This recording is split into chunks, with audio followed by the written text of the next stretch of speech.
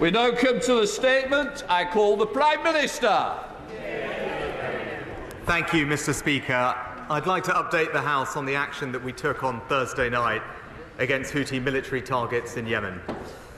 Since the 19th of November, Iran-backed Houthis have launched over 25 illegal and unacceptable attacks on commercial shipping in the Red Sea.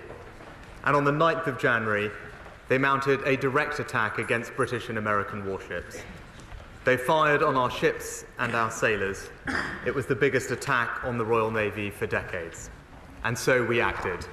We did so in self-defence, consistent with the UN Charter, and to uphold freedom of navigation, as Britain has always done. Alongside the United States, with support from Australia, Bahrain, Canada, and the Netherlands, we ordered the RAF to strike 2 Houthi military facilities in Yemen. I want to be clear that these were limited strikes. They were carefully targeted at launch sites for drones and ballistic missiles to degrade the Houthis' capacity to make further attacks on international shipping. I can tell the House today that our initial assessment is that all 13 planned targets were destroyed. At the drone and cruise missile base in Barney, 9 buildings were successfully hit. A further 3 buildings were hit at Abs Airfield, along with a cruise missile launcher caught in the open. We have seen no evidence thus far of civilian casualties, which we took great care to avoid. I know the whole House will join me in paying tribute to the incredible bravery and professionalism of all our servicemen and women. The need to maximise the security and effectiveness of the operation meant that it was not possible to bring this matter to the House in advance. But we took care to brief members before the strikes took place, including you, of course, Mr. Speaker, and the Leader of the Opposition, and I've come to the House at the earliest possible opportunity. Mr. Speaker, I do not take decisions on the use of force lightly. That's why I stress that this action was taken in self-defence.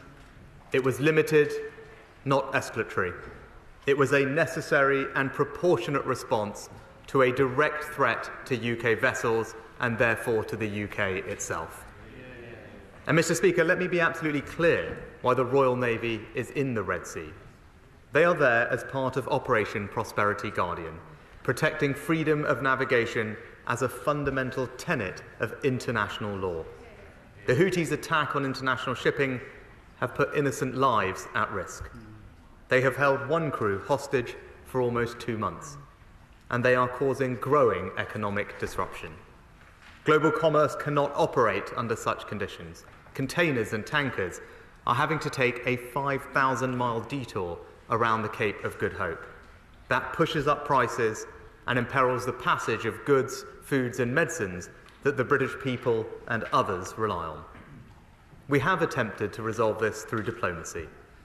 After numerous international calls for the attacks to stop, a coalition of countries gave the Houthis a clear and unambiguous warning 2 weeks ago.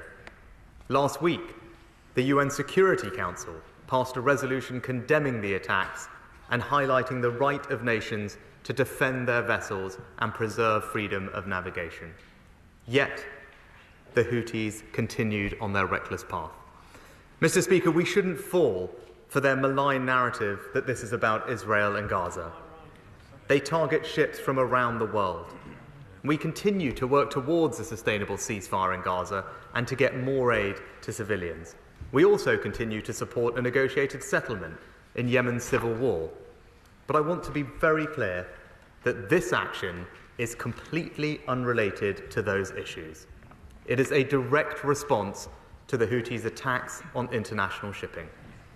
And we should also recognise the risks of inaction. It would weaken international security and the rule of law, further damage freedom of navigation in the global economy, and send a dangerous message that British vessels and British interests are fair game. And there is another point here, which is often overlooked. The Houthis' attack risks worsening the dire humanitarian situation in Yemen itself. The UK helps to feed around 100,000 Yemenis every month, with aid arriving via the very sea routes that the Houthis have in their sights. So, Mr. Speaker, the threats to shipping must cease. Illegally detained vessels and crews must be released, and we remain prepared to back our words with actions. Stay with the Times of India for news breaks, analysis, interviews and events.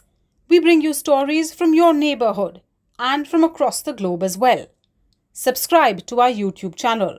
Hit the like button and press the bell icon so you don't miss any of our videos.